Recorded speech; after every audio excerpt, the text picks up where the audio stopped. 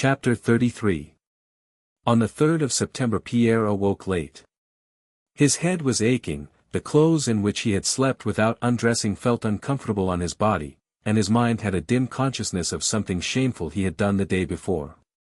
That something shameful was his yesterday's conversation with Captain Ramballe. It was 11 by the clock, but it seemed peculiarly dark out of doors.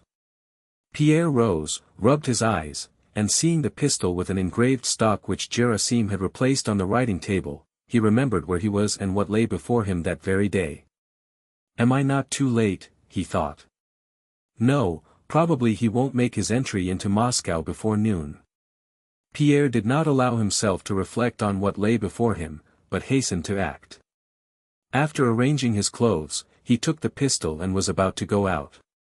But it then occurred to him for the first time that he certainly could not carry the weapon in his hand through the streets. It was difficult to hide such a big pistol even under his wide coat.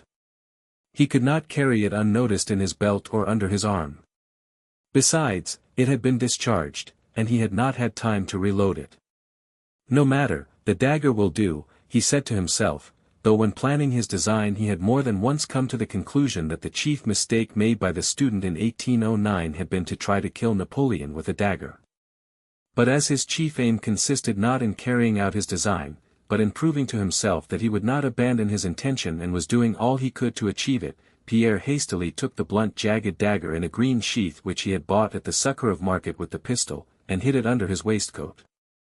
Having tied a girdle over his coat and pulled his cap low on his head, Pierre went down the corridor, trying to avoid making a noise or meeting the captain, and passed out into the street. The conflagration, at which he had looked with so much indifference the evening before, had greatly increased during the night. Moscow was on fire in several places. The buildings in Carriage Row, across the river, in the bazaar and the Povarskoy, as well as the barges on the Moskva River and the timber yards by the Dorogomilov Bridge, were all ablaze. Pierre's way led through side streets to the Povarskoy and from there to the church of St. Nicholas on the Arbat, where he had long before decided that the deed should be done. The gates of most of the houses were locked and the shutters up. The streets and lanes were deserted. The air was full of smoke and the smell of burning. Now and then he met Russians with anxious and timid faces, and Frenchmen with an air not of the city but of the camp, walking in the middle of the streets. Both the Russians and the French looked at Pierre with surprise. Besides his height and stoutness, and the strange morose look of suffering in his face and whole figure, the Russians stared at Pierre because they could not make out to what class he could belong. The French followed him with astonishment in their eyes chiefly because Pierre, unlike all the other Russians who gazed at the French with fear and curiosity, paid no attention to them. At the gate of one house 3 Frenchmen, who were explaining something to some Russians who did not understand them, stopped Pierre asking if he did not know French. Pierre shook his head and went on. In another side street a sentinel standing beside a green caisson shouted at him, but only when the shout was threateningly repeated and he heard the click of the man's musket as he raised it did Pierre understand that he had to pass on the other side of the street. He heard nothing and saw nothing of what went on around him.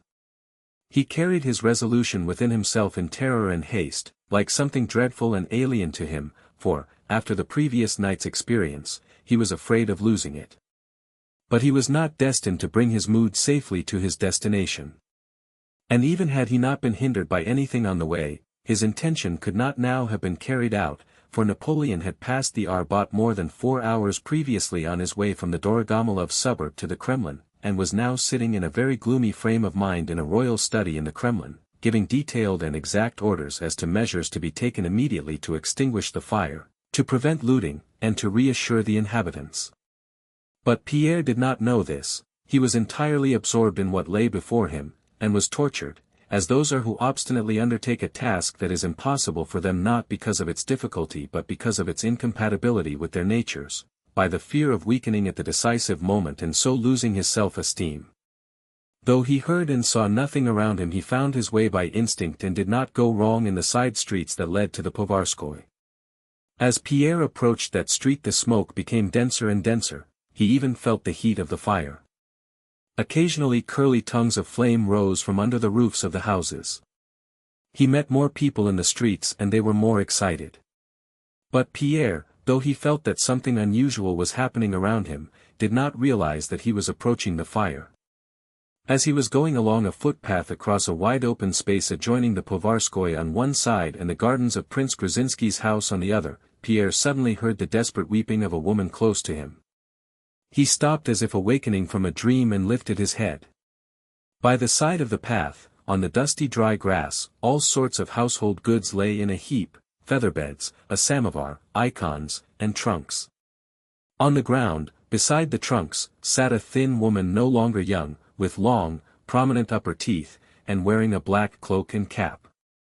This woman, swaying to and fro and muttering something, was choking with sobs. Two girls of about 10 and 12, dressed in dirty short frocks and cloaks, were staring at their mother with a look of stupefaction on their pale frightened faces. The youngest child, a boy of about 7, who wore an overcoat and an immense cap evidently not his own, was crying in his old nurse's arms. A dirty, barefooted maid was sitting on a trunk, and, having undone her pale-colored plait, was pulling it straight and sniffing at her singed hair. The woman's husband, a short, round-shouldered man in the undress uniform of a civilian official, with sausage-shaped whiskers and showing under his square-set cap the hair smoothly brushed forward over his temples, with expressionless face, was moving the trunks, which were placed one on another, and was dragging some garments from under them. As soon as she saw Pierre, the woman almost threw herself at his feet.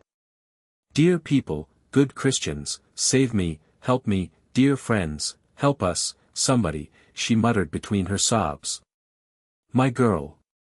My daughter. My youngest daughter is left behind. She's burned. Boo. Was it for this I nursed you? Boo." "Don't, Mary Nikolaevna," said her husband to her in a low voice, evidently only to justify himself before the stranger. "Sister must have taken her, or else where can she be?" he added.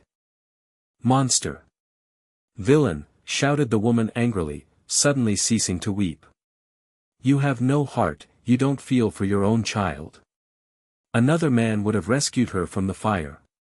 But this is a monster and neither a man nor a father. You, honored sir, are a noble man," she went on, addressing Pierre rapidly between her sobs.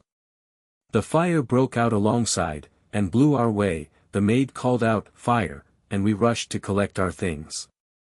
We ran out just as we were. This is what we have brought away. The icons, and my dowry bed, all the rest is lost. We seized the children. But not Katie. Boo. Oh Lord," and again she began to sob. "My child, my dear one. Burned, burned." "But where was she left?" asked Pierre. From the expression of his animated face the woman saw that this man might help her. "Oh, dear sir," she cried, seizing him by the legs. "My benefactor, set my heart at ease. Aniska, go, you horrid girl, show him the way," she cried to the maid, angrily opening her mouth and still farther exposing her long teeth. "Show me the way, show me, I'll do it," gasped Pierre rapidly. The dirty maidservant stepped from behind the trunk, put up her plate, sighed, and went on her short, bare feet along the path. Pierre felt as if he had come back to life after a heavy swoon. He held his head higher, his eyes shone with the light of life, and with swift steps he followed the maid, overtook her, and came out on the Povarskoye. The whole street was full of clouds of black smoke. Tongues of flame here and there broke through that cloud. A great number of people crowded in front of the conflagration. In the middle of the street stood a French general saying something to those around him. Pierre, accompanied by the maid, was advancing to the spot where the general stood, but the French soldiers stopped him. "On n'y passe pas." Asterisk, cried a voice. Asterisk, you can't pass. "This way, uncle," cried the girl. "We'll pass through the side street, by the Nikulins." Pierre turned back, giving a spring now and then to keep up with her. She ran across the street, turned down a side street to the left, and, passing 3 houses, turned into a yard on the right. "It's here, close by," said she and, running across the yard, opened a gate in a wooden fence and, stopping, pointed out to him a small wooden wing of the house, which was burning brightly and fiercely. One of its sides had fallen in, another was on fire, and bright flames issued from the openings of the windows and from under the roof.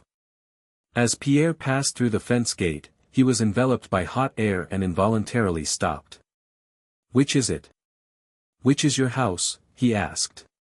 "Ooh," wailed the girl, pointing to the wing. "That's it, that was our lodging. You've burned to death, our treasure, Katie, my precious little missy." "Ooh," lamented Aniska, who at the sight of the fire felt that she too must give expression to her feelings. Pierre rushed to the wing, but the heat was so great that he involuntarily passed round in a curve and came upon the large house that was as yet burning only at one end, just below the roof, and around which swarmed a crowd of Frenchmen. At first Pierre did not realize what these men, who were dragging something out, were about, but seeing before him a Frenchman hitting a peasant with a blunt saber and trying to take from him a fox fur coat, he vaguely understood that looting was going on there, but he had no time to dwell on that idea. The sounds of crackling and the din of falling walls and ceilings, the whistle and hiss of the flames, the excited shouts of the people, and the sight of the swaying smoke, now gathering into thick black clouds and now soaring up with glittering sparks, with here and there dense sheaves of flame, now red and now like golden fish scales creeping along the walls, and the heat and smoke and rapidity of motion, produced on Pierre the usual animating effects of a conflagration. It had a peculiarly strong effect on him because at the sight of the fire he felt himself suddenly freed from the ideas that had weighed him down. He felt young, bright, adroit, and resolute. He ran round to the other side of the lodge and was about to dash into that part of it which was still standing, when just above his head he heard several voices shouting and then a cracking sound and the ring of something heavy falling close beside him. Pierre looked up and saw at a window of the large house some Frenchmen who had just thrown out the drawer of a chest, filled with metal articles. Other French soldiers standing below went up to the drawer. "What does this fellow want?" shouted one of them referring to Pierre. "There's a child in that house." "Haven't you seen a child?" cried Pierre. "What's he talking about?" "Get along," said several voices, and one of the soldiers, evidently afraid that Pierre might want to take from them some of the plate and bronzes that were in the drawer, moved threateningly toward him. "A child?" shouted a Frenchman from above. "I did hear something squealing in the garden. Perhaps it's his brat that the fellow is looking for. After all, one must be human, you know." "Where is it?" "Where?" said Pierre. "There.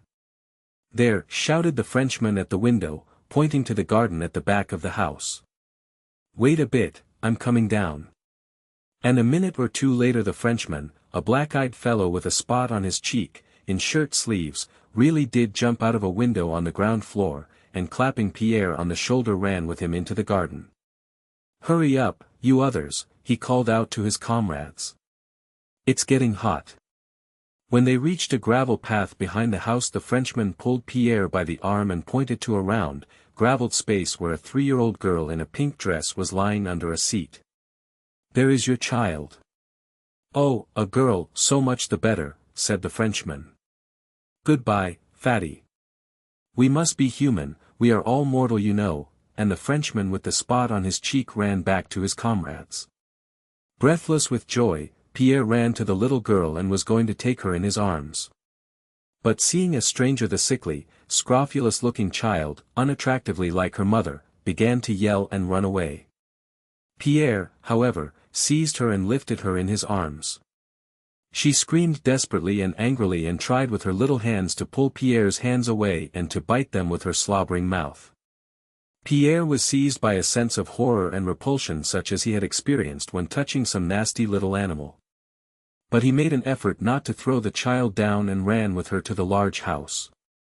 It was now, however, impossible to get back the way he had come. The maid, Aniska, was no longer there, and Pierre with a feeling of pity and disgust pressed the wet, painfully sobbing child to himself as tenderly as he could and ran with her through the garden seeking another way out. Chapter 34. Having run through different yards and side streets, Pierre got back with his little burden to the Gruzhinsky garden at the corner of the Povarskoy. He did not at first recognize the place from which he had set out to look for the child, so crowded was it now with people and goods that had been dragged out of the houses. Besides Russian families who had taken refuge here from the fire with their belongings, there were several French soldiers in a variety of clothing. Pierre took no notice of them. He hurried to find the family of that civil servant in order to restore the daughter to her mother and go to save someone else. Pierre felt that he had still much to do and to do quickly. Glowing with the heat and from running, he felt at that moment more strongly than ever the sense of youth, animation, and determination that had come on him when he ran to save the child. She had now become quiet and, clinging with her little hands to Pierre's coat, sat on his arm gazing about her like some little wild animal. He glanced at her occasionally with a slight smile. He fancied he saw something pathetically innocent in that frightened, sickly little face. He did not find the civil servant or his wife where he had left them. He walked among the crowd with rapid steps, scanning the various faces he met. Involuntarily he noticed a Georgian or Armenian family consisting of a very handsome old man of Oriental type, wearing a new, cloth-covered, sheepskin coat and new boots, an old woman of similar type, and a young woman. That very young woman seemed to Pierre the perfection of Oriental beauty, with her sharply outlined, arched, black eyebrows and the extraordinarily soft, bright color of her long, beautiful, expressionless face. Amid the scattered property and the crowd on the open space, she, in her rich satin cloak with a bright lilac shawl on her head, suggested a delicate exotic plant thrown out onto the snow. She was sitting on some bundles a little behind the old woman, and looked from under her long lashes with motionless, large, almond-shaped eyes at the ground before her. Evidently she was aware of her beauty and fearful because of it. Her face struck Pierre and, hurrying along by the fence, he turned several times to look at her. When he had reached the fence, still without finding those he sought, he stopped and looked about him. With the child in his arms his figure was now more conspicuous than before, and a group of Russians, both men and women, gathered about him. "Have you lost anyone, my dear fellow? You're of the gentry yourself, aren't you? Whose child is it?" they asked him. Pierre replied that the child belonged to a woman in a black coat who had been sitting there with her other children, and he asked whether anyone knew where she had gone. "Why, that must be the Anforovs," said an old deacon, addressing a pockmarked peasant woman. Lord have mercy," he added in his customary bass. "The Anforovs?" "No," said the woman. "They left in the morning. That must be either Mary Nikolaevna's or the Ivanovs." "He says, a woman, and Mary Nikolaevna is a lady," remarked a house serf. "Do you know her?" "She's thin, with long teeth," said Pierre. "That's Mary Nikolaevna." "They went inside the garden when these wolves swooped down," said the woman, pointing to the French soldiers. "Oh Lord, have mercy," added the deacon. "Go over that way, there. It's she." "She kept on lamenting and crying," continued the woman. "It's she. Here, this way." But Pierre was not listening to the woman. He had for some seconds been intently watching what was going on a few steps away. He was looking at the Armenian family and at two French soldiers who had gone up to them. One of these, a nimble little man, was wearing a blue coat tied round the waist with a rope. He had a nightcap on his head and his feet were bare. The other, whose appearance particularly struck Pierre, was a long, lank, round-shouldered, fair-haired man, slow in his movements and with an idiotic expression of face. He wore a woman's loose gown of frieze, blue trousers, and large torn Hessian boots. The little barefooted Frenchman in the blue coat went up to the Armenians and, saying something, immediately seized the old man by his legs and the old man at once began pulling off his boots. The other in the frieze gown stopped in front of the beautiful Armenian girl and with his hands in his pockets stood staring at her, motionless and silent. "Here, take the child," said Pierre peremptorily and hurriedly to the woman, handing the little girl to her. "Give her back to them, give her back," he almost shouted, putting the child, who began screaming, on the ground, and again looking at the Frenchman and the Armenian family. The old man was already sitting barefoot. The little Frenchman had secured his second boot and was slapping one boot against the other. The old man was saying something in a voice broken by sobs, but Pierre caught but a glimpse of this. His whole attention was directed to the Frenchman in the frieze gown who meanwhile, swaying slowly from side to side, had drawn nearer to the young woman and taking his hands from his pockets had seized her by the neck. The beautiful Armenian still sat motionless and in the same attitude, with her long lashes drooping as if she did not see or feel what the soldier was doing to her. While Pierre was running the few steps that separated him from the Frenchman, the tall marauder in the frieze gown was already tearing from her neck the necklace the young Armenian was wearing, and the young woman, clutching at her neck, screamed piercingly. "Let that woman alone," exclaimed Pierre hoarsely in a furious voice, seizing the soldier by his round shoulders and throwing him aside. The soldier fell, got up, and ran away. But his comrade, throwing down the boots and drawing his sword, moved threateningly toward Pierre. "Voyons, pas de bêtises. Asterisk," he cried. Asterisk, look here, no nonsense. Pierre was in such a transport of rage that he remembered nothing and his strength increased tenfold.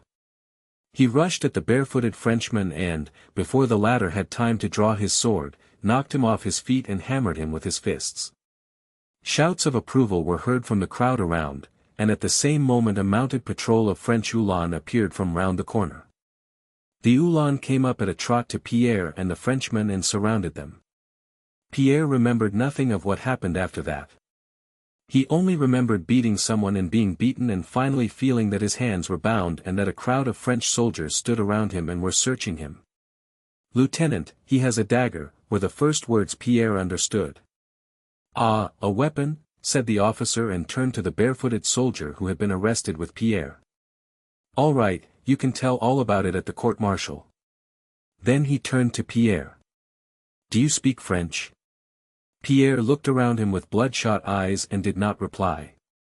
His face probably looked very terrible, for the officer said something in a whisper and 4 more Uhlans left the ranks and placed themselves on both sides of Pierre. "Do you speak French?" the officer asked again, keeping at a distance from Pierre. "Call the interpreter." A little man in Russian civilian clothes rode out from the ranks, and by his clothes and manner of speaking Pierre at once knew him to be a French salesman from one of the Moscow shops. "He does not look like a common man," said the interpreter, after a searching look at Pierre. "Ah, he looks very much like an incendiary," remarked the officer. "And ask him who he is," he added. "Who are you?" asked the interpreter in poor Russian. "You must answer the chief." "I will not tell you who I am. I am your prisoner, take me." Pierre suddenly replied in French. "Ah, muttered the officer with a frown. "Well then, march." A crowd had collected round the Uhlans. Nearest to Pierre stood the pockmarked peasant woman with the little girl, and when the patrol started she moved forward. "Where are they taking you to, you poor dear?" said she. "And the little girl, what am I to do with her if she's not theirs?" said the woman. "What does that woman want?" asked the officer. Pierre was as if intoxicated. His elation increased at the sight of the little girl he had saved. "What does she want?" he murmured. "She is bringing me my daughter whom I have just saved from the flames," said he. "Goodbye." And without knowing how this aimless lie had escaped him, he went along with resolute and triumphant steps between the French soldiers.